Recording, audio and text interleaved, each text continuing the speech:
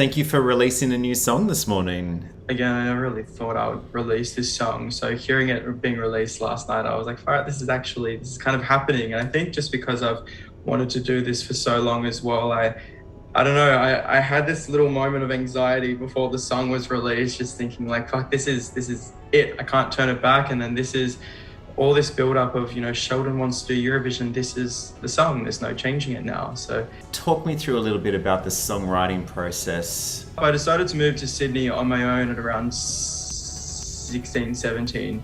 I feel like I was writing to myself at that time around 2015, almost pretending like I was okay and things were good. But by about 18 years old, things were really great. And I was really loving myself, and I was really, finally loving myself. And I wanted to turn it into a song. So now, when it came to the point where I had to choose my Eurovision song, I wanted something massive. I wanted Conchita. I wanted to be this big Eurovision track. And the ones that I sent forward weren't right. And I think SBS knew it wasn't right, and everyone wasn't really, heard a few of this. So everything just wasn't working out. And then I was like, what about this one? And when I put it forward, I was like so hesitant. I was like, this doesn't sound Eurovision enough. It's not big enough. It just was so not the song in my mind. And then when they fell in love with it, I was like, all right, let's do it. And I've slowly come to terms with the fact that the least obvious of my Eurovision songs that I've been kind of dreaming about my entire life, it was meant to be. This was the one. I don't know. That's why I keep telling people I never really thought it would be this one, because I've had this preconceived idea that it was going to be so different to what it actually is. Obviously, you're ready for this to be out there, but are you ready for the response? Are you ready for the feedback that you might get from someone who is still in that stage of pain to go, oh, thank you for putting that out for me to listen to? I'm getting messages from, all around the world from people, which is so exciting, but I'm just so proud of myself that I waited and that I didn't push for Eurovision too hard in the past, because I just wouldn't have been ready. I know a lot of people are going to think, the mask on my face is a gimmick or all these things, which in fairness, they are, but I'm not gonna lie, it's fucking petrifying walking out there not knowing how people are gonna respond. So if you're gonna wear a full mask or a full outfit, or I'm gonna release my outfit on Thursday, but when you see it, you think you just need to be 1,000% sure in yourself that that's what you're wanting to do. I'm not doing this anymore to be like, hey, look at me. I'm doing this because I actually really love it. I'm sure you were, younger, watching Adam Lambert or Prince or, or, someone from Queen doing what they're doing. You think, fuck, that's awesome. And the reason why I thought it was so awesome is because they were so strong and confident in what they were doing. So yeah. You also performed Not the Same for a select group of people for a New Year's Eve concert in Melbourne. Did you confiscate everyone's phones? Like, how did you keep this a secret?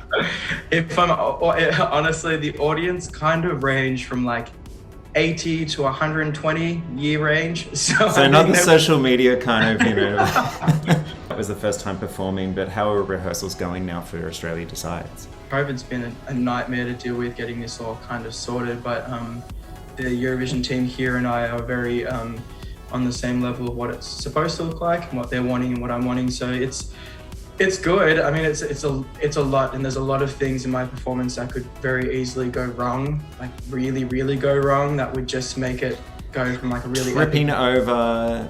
Jaguar Jones dislocated a shoulder. I mean, the things could rip, things could trip. There's a staircase. There's lots of smoke. I'm rehearsing my ass off, so I'm pretty confident. I mean, I did kind of have this idea that maybe I would turn these glasses into, like I've got some wood glue here,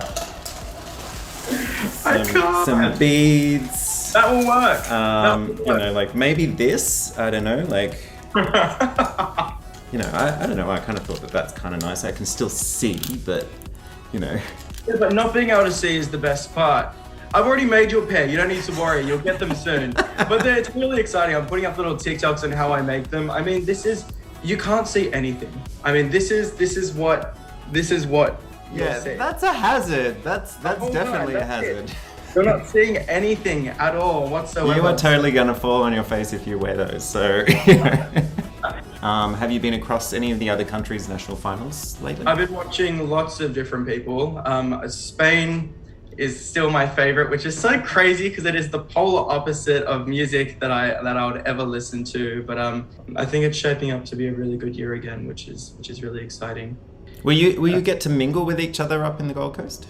I mean, I hope so, but from what it looks like I'm going to be isolating as much as possible, because if I get COVID, that's it, we're out. And then they have to use rehearsal footage, which is never really that.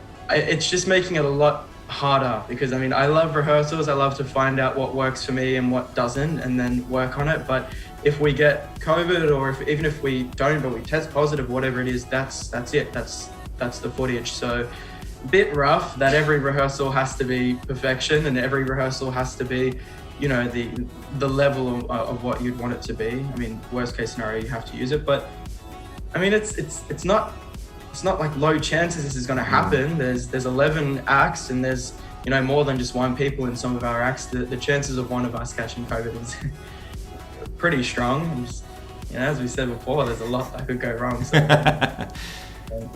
Well, I do hope to see it, you know, like all as intended, all as conceptualized, you know, and with the crowd as well, like people in the audience being able to perform that live in the room with people there hearing and seeing it. So Sheldon, thank you so much for talking to me again.